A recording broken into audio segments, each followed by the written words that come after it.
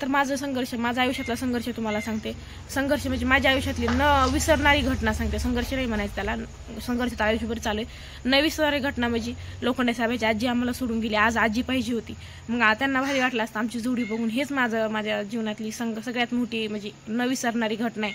ह्याच्यावरच मी सकाळी तुम्हाला प्रश्न विचारला, पण तुम्ही वेगळे कमेंट देऊन त्याचा वेगळाच अर्थ. हाय सर्वांना, कशा आहात तुम्ही सर? माझ्या न्यू ब्लॉगमध्ये तुमचं सर्वांचं स्वागत आहे. तर आजचा ब्लॉग बनवण्याचं कारण असं आहे ना, मी सकाळी एक फोटो टाकला होता, इंस्टावर पण टाकला होता आणि फेसबुकवर पण टाकला होता. आणि काय झालं, इंस्टाला फेसबुक ॲड आहे, त्यामुळं इंस्टावर टाकला की फेसबुकला पडला. आणि मी त्याच्यात खाली कॅप्शनमध्ये लिहिलं होतं की तुमच्या आयुष्यातील एक म्हणजे तुमच्या आयुष्यातील एक अनुभवाचा प्रश्न विचारला होता, असं म्हणजे सांगा म्हणून लिहिलं होतं. एक गोष्ट सांगा म्हणलं होतं, तुमच्या आयुष्यातील गोष्ट सांगा असं काहीतरी लिहिलं होतं मी. माझ्या पण लक्षात नाही राहिलं, मी डिलीट मारला ते. तर मला त्या ह्याला म्हणजे असं काहीच नव्हतं, साडीवरचाच फोटो होता. आणि माझं एवढंच म्हणणं आहे, त्या एवढं मला कमेंट केला, काही भावांनी एवढं कमेंट केलं, घाण काही कमेंट केलं. आकर शेवटी मी ते फोटो डिलीट मारला.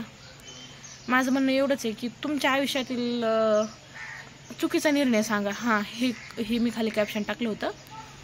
तर माझं एवढं सांगा की आपापल्या आयुष्यात काही नाही काही घडलेलं असते माणसाच्या आयुष्यात. खरं सांगते तुम्हाला की बाबा, कुणाच्या आयुष्यात असं घडलेलं असतं की आपण ज्याच्यावर जास्त प्रेम करतो ती व्यक्ती आपल्याला सोडून गेलेली असती, किंवा देवाघरी गेलेली असती, किंवा आपल्याला जी गोष्ट हवी असते ती गोष्ट कधी भेटलेली नसती. त्या गोष्टीसाठी आपण खूप संघर्ष केलेला असतो.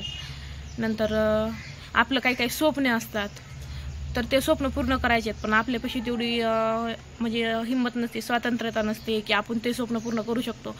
कुणी सांगते तुम्हाला, कुणी बायकोच्या दबावाखाली दबलेलं असतं, किंवा कुणी नवऱ्याच्या दबावाखाली दबलेलं असतं, किंवा कुणी जिम्मेदारीच्या दबावाखाली दबलेलं असतं, किंवा कुणी आईवडिलाच्या दबावाखाली दबलेलं असतं.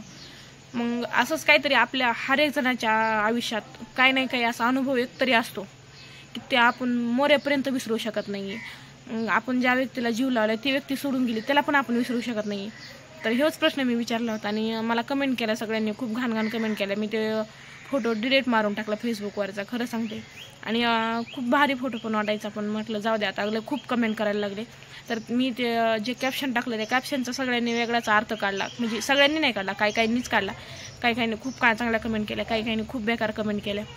मग लोकांनी सांगितले ते फोटो डिलीट मारून टाक, मग डिलीट मारून टाकला. माझं एवढंच म्हणणं होतं की समजा माझ्या आयुष्यातला माझा सगळ्यात महत्त्वाचा आणि सगळ्यात मोठा आणि सगळ्या संघर्षाचा क्षण तुम्हाला सांगते. म्हणजे संघर्ष तर आयुष्यभर असतो माणसाला. असं नाही आहे की संघर्ष संपतो. माणूस जन्माल्यापासून ते मरेपर्यंत फक्त संघर्षच करत असतो. कधी कुणी दुसऱ्याच्या सुखासाठी संघर्ष करतं, कुणी आपल्या स्वतःच्या करतं, किंवा कुणी आपल्या मुलांच्या सुखासाठी संघर्ष करतं, कुणी आईवडिलाच्या सुखासाठी संघर्ष करतं. असं संघर्ष हा माणसाच्या आयुष्यात लिहिलेलाच असतो. आणि मला एवढं कळतं, संघर्षाशिवाय जीवन नाही. आणि ज्याच्या आयुष्यात संघर्ष नाही त्याला जीवन कसं जगायचं हे पण कळत नाही. माणसाच्या आयुष्यात संकट यायला हवेत, कारण का संकट आलं ना तर आपलं कोण परकं कोण ह्याची जाणीव माणसाला पटकन होती. आपले परके लगेच जाणून येतात माणसाला.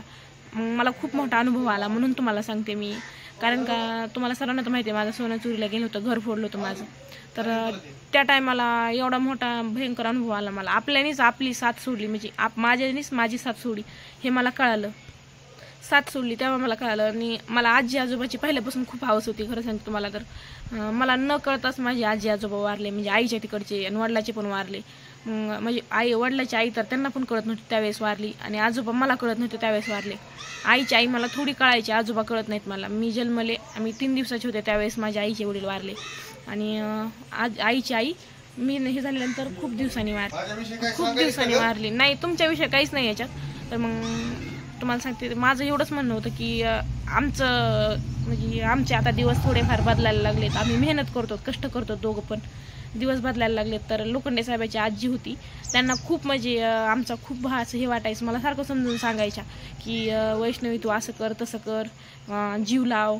त्यांना म्हणजे आमचा संसार असा सुखाचा व्हावा असं वाटायचं, आम्ही जोडीनं एवढं आनंदाने राहावं असं वाटायचं. आमच्यामध्ये थोडं जर कधी वाकडं त्यांना वाटलं काही तर ते आमच्यासाठी हे करायचं.